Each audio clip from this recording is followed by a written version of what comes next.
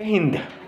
BPSC के द्वारा परीक्षा फल घोषित हो चुकी है और ये परीक्षा फल बहुत सारे लोगों के लिए खुशियों का कारण है, तो बहुत सारे श्रेष्ठ प्रतिभाओं के लिए ये दुख का सबब भी है। परीक्षा परिणाम की समीक्षा इसलिए आवश्यक है क्योंकि परीक्षा में शामिल होने वाले कई स्टूडेंट्स खुद को ठगा महसूस कर रहे हैं।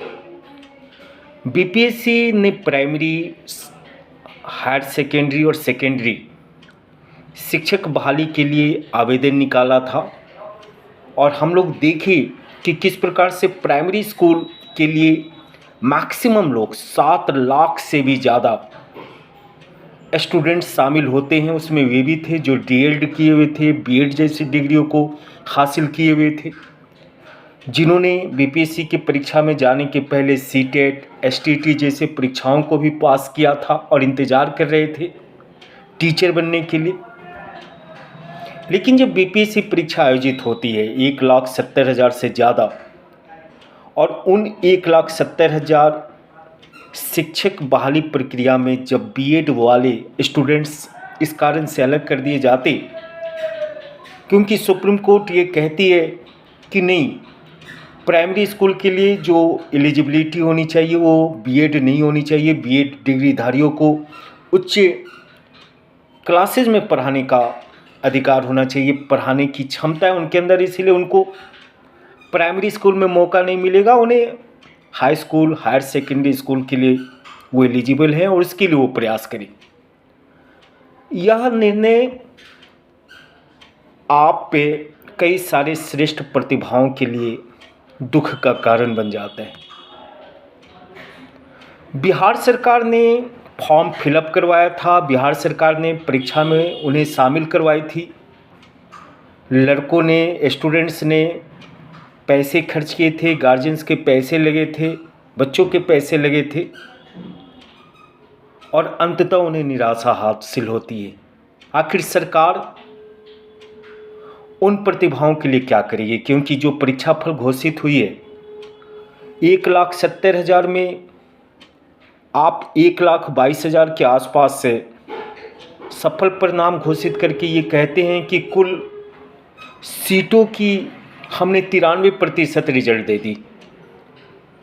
तो अगर आप 1,70,000 में से 1,22,000 सीटों पर सफल परिणाम देते हैं तो फिर 93% का आंकड़ा गलत है। तब आपका ये कहना है कि नहीं, 57,000 हायर सेकेंडरी के लिए सीटें थी लेकिन एस्पायरेंट्स की संख्या काफ़ी कम था। देखिए, हाई स्कूल के लिए सीटों की संख्या थी, उस मुकाबले स्टूडेंट्स की संख्या कम थी, एस्पायरेंट्स की संख्या कम थी। तो इसीलिए उन सीटों को तो हमने पहले ही अलग कर दिया, क्योंकि अगर 57,000 हायर सेकेंडरी की सीटों की संख्या और शामिल होने वाले एस्पायरेंट मात्र 32,000 30,000 के आसपास हैं, तो ऐसी परिस्थिति में 27,000 सीटें यूं ही रिक्त हो जाती।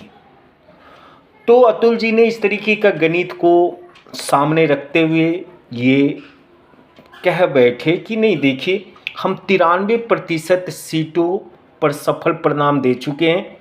हमारी मंशा थी कि जितनी सीटें होंगी, घोषित सीटें हैं अलग अलग विषय के लिए, अलग अलग ज़िलों में, उन सीटों के लिए हम जो बहाली ले रहे हैं, हम 75% मिनिमम उन सीटों पे बहाली करने जा रहे हैं और हमने 93% सफल परिणाम दिया। एस्पायरेंट नहीं थे, अब एस्पायरेंट्स आने वाले दिनों में हमें मिल पाएंगे क्योंकि एसटीटी की एग्ज़ामिनेशन हुई। आने वाले दिनों में जब हम लोग फॉर्म फिलअप करवाएंगे, नई सेकेंड राउंड की शिक्षक नियुक्ति प्रक्रिया शुरू होगी, तो 1,32,000 से ज़्यादा नए शिक्षकों की बहाली की प्रक्रिया शुरू होगी।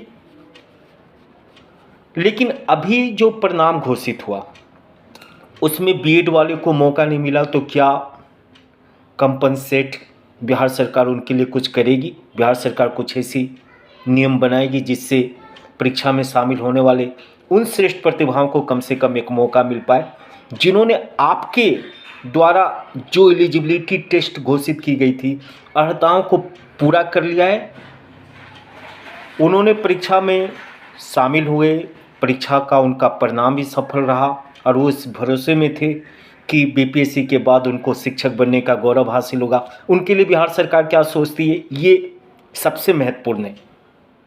आज प्राइमरी स्कूल में शामिल होने वाले प्राइमरी स्कूल के लिए डीएड वाले खुश हैं, चलो उनकी रिजल्ट आ गई। हायर सेकेंडरी वाले खुश हैं, सेकेंडरी वाले खुश हैं। लेकिन जिन्होंने केवल प्राइमरी स्कूल की तैयारी की, बीएड की डिग्री हासिल की, सरकार के कहने पर परीक्षा के लिए जिन्होंने अपनी संपूर्ण ताकत को झोंका, उनके लिए सरकार क्या कर रही है? और सरकार परीक्षा फल के घोषित होने के साथ साथ कट ऑफ क्यों नहीं जारी की?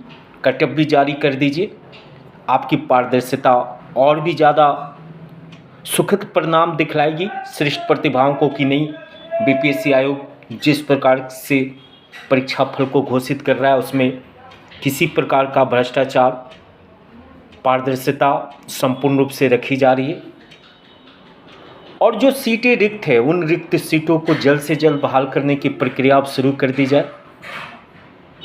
तो बिहार सरकार के साथ साथ उन श्रेष्ठ प्रतिभाओं को भी अब तैयार होना होगा जो लोग बीपीएससी से डर रहे थे, शिक्षक बनना तो चाह रहे थे लेकिन बीपीएससी का बहिष्कार करना चाह रहे थे, क्योंकि मौका अच्छा है।